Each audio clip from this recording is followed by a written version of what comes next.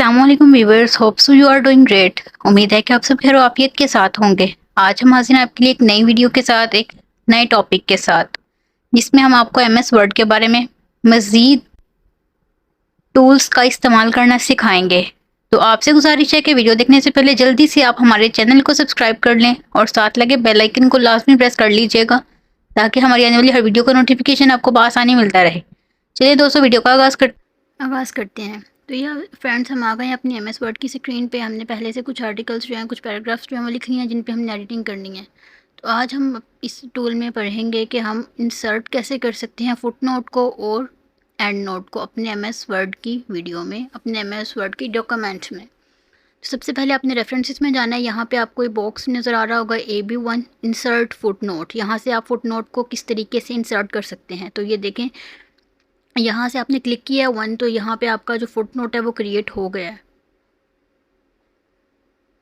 ये देखें, शुरू से करके बता देती हूँ कि किस तरह किया हमने। सबसे पहले आपने रेफरेंसेस में जाना है, उसके बाद आपने जाना है डायलॉग बॉक्स में AB1 insert foot note.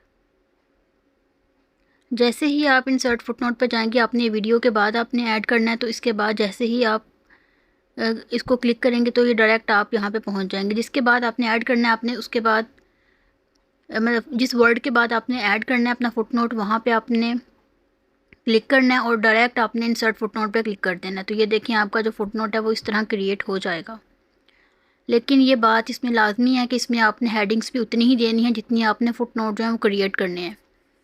For example, हमने एक हेडिंग पे फुट नोट क्रिएट किया है, फिर इसके बाद दूसरी हेडिंग पे हम क्रिएट करेंगे, तीसरी हेडिंग पे, चौथी हेडिंग पे, इस तरह इंसर्ट करते जाएंगे। ये देखिए, इंसर्ट जितने आपने क्रिएट करने उतनी आपको हेडिंग्स क्रिएट करनी पड़ेंगी। बेसिकली इनका हेडिंग्स के साथ लिंक होता है। ये देखें ना, जैसे अब CPU की एक हेडिंग मैंने क्रिएट किया है, यहाँ पे मैं क्लिक करूँगी तो वो डायरेक्ट आपका जो है इंसर्ट हो जाएगा फुट नोट और एंड नोट।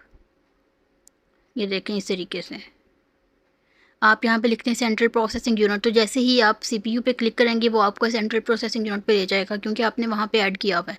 बेसिकली ये आसानी के लिए होता है कि आपने छोटे वर्ड यूज़ किए हैं, जैसे आपने एब्रीविएशन वर्ड्स की यूज़ किए हैं CPU, तो आपको पता नहीं चल रहा आपने क्या ऐड किया। तो उसके बाद आप फुट नोट ऐड कर दें तो वो डायरेक्ट आपको नीचे आर्टिकल के ना लास्ट पे ले जाएगा कि ये देखें, इसका CPU का मतलब है सेंट्रल प्रोसेसिंग यूनिट। ये देखें, जैसे आप क्रिएट कर सकते हैं 1 2 CPU के बाद आई जो है वो शो हो रहा है।